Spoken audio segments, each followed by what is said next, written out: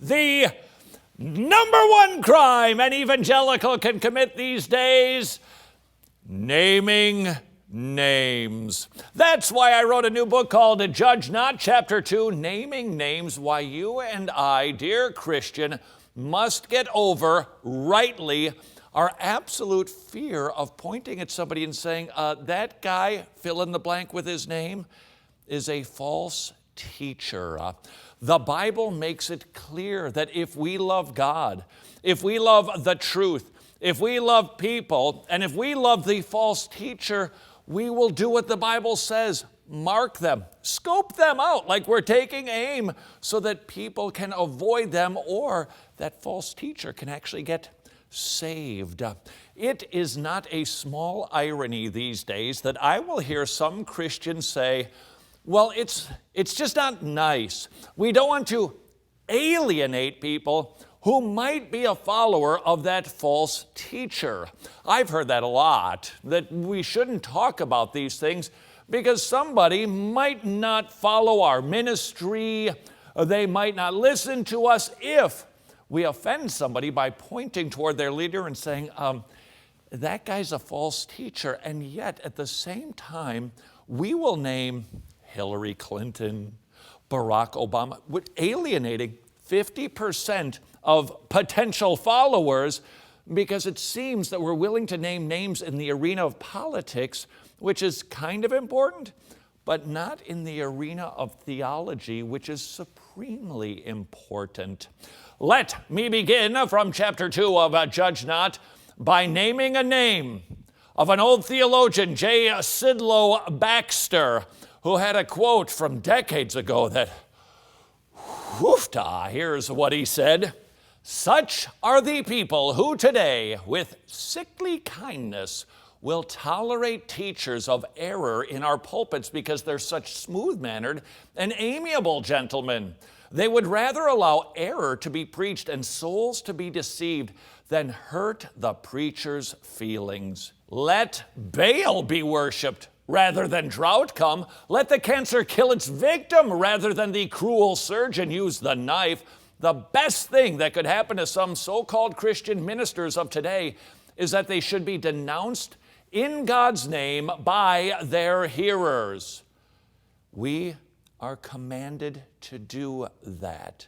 And we have an example of that. Get ready for this. In the Bible. Permit me to share with you now, these are some obvious naming of names in the Bible. These are pretty straightforward. We'll get to the more subtle ones next. Here are some obvious names. Number 1, Paul called out that guy and that fellow for abandoning him for fear of being persecuted. Today, Paul wouldn't be allowed to preach at most evangelical churches for being so mean. Those two men are immortalized because Paul named them in the Bible because he loved them. He wanted them to know that they were false teachers, that they were opposed to the gospel, and he certainly wanted his hearers to know that. Another obvious naming of names, Paul called Hymenaeus and Philetus heretics whose teaching had spread like gangrene. Paul's Christian TV show would get canceled on some networks for such divisive talk. Paul would probably be scolded for naming the names of people, and yet he did. Why?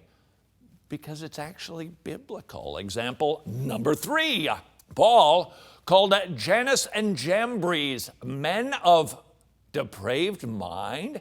And if he did that on Christian radio, the phone lines would light up demanding his termination. Trust me, I know. Number 4 example, Paul called Demas a worldly deserter, and Paul would be called a hater for language like that. Why? Because he named that person's name. And these days, as an establishment, we've decided that is a very big no-no. Paul. Example number 5. Paul called Alexander a false teacher for opposing his teaching. He would be threatened with a tent boycott for doing that today. Why? Because we're allergic to the naming of names. Example number 6. John labeled Diotrephes a slanderous, domineering church boss in 3 John and verse 9. A Christianity Today headline would probably read, "The disciple of grace becomes the disciple of hate." So, got a question for you. Who was right in all of this naming business? Paul, John, or have we maybe possibly got some things confused? Is it possible that in our world of political correctness, we have succumbed? We've given up. We just said, well, okay, then if it makes people feel bad, we won't name names.